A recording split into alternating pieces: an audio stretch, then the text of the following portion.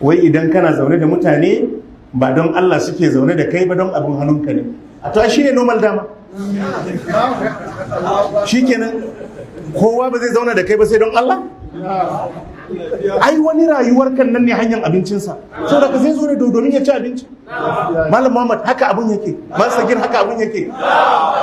Shi ne normal. A kai yanzu duk inda kake zirga-zirgar nan don Allah kai kake zuwa wannan wuraren ba neman abincinka ba ne, saboda ka wanda zai samu abinka shi ma sai ya zo. Abinda zai yi na cin amana shine ya ci kafanka, amma don ya zo neman abincinsa ba laifi yayi ba.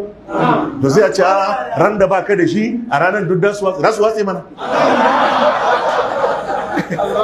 Allah ji isa wannan maganan yayi tasiri akan mutanenmu da yawa, ya yi tasiri akan mawadatanmu da yawa. Kai yanzu duk jama'an da suke tare a kamfanin kan nan shi kenan ba neman abinci suka zo yi ba. Ai wani alhaji yadda yake zuwa gunka babban sama baya zuwa wajen babban haka, ba don yana samun abincinsa bane a wajen. Toran da bare samu abinci ba shi kenan sai ya ci gaba da zuwa.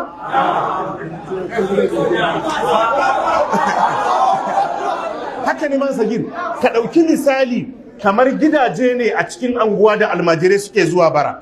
Duk gidan da suka je inda a basu abinci sai kaga suna taruwa a kofar gidan. Toran da mai gidan bayi da hali shi ma hannu baka hannu kware sai su zo gidan. To dama sai a ce su ba dan Allah suke zuwa gidan ba. Haka ne.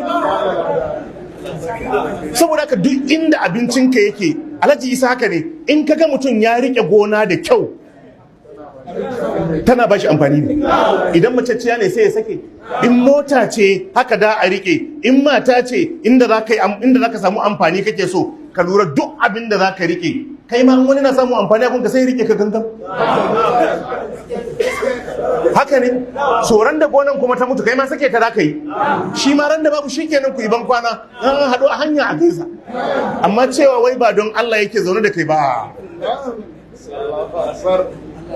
Haka ne, yanzu duk zirga-zirgan kan na Malam Muhammad inda kake kai, ai inda kake samun abincinka ne, inda kake samun abincinka ne, wannan shine. Saboda haka idan wani waje ne da shi ma zai samu bukatarsa ya je, to ba za a ce wai ba don Allah yake zaune da kai ba. In dai hanyar abincinsa ne a wajenka sai ya zo, ran da kuma hanyar abincin babu sai ya tafi, kai dai kar ya cutar da kai. Haka abun yake.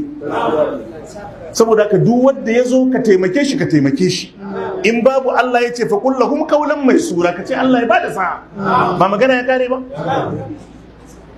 Allah ya bada lada. To haka ne, Allah ya sa mu dace. Fa subhanaka.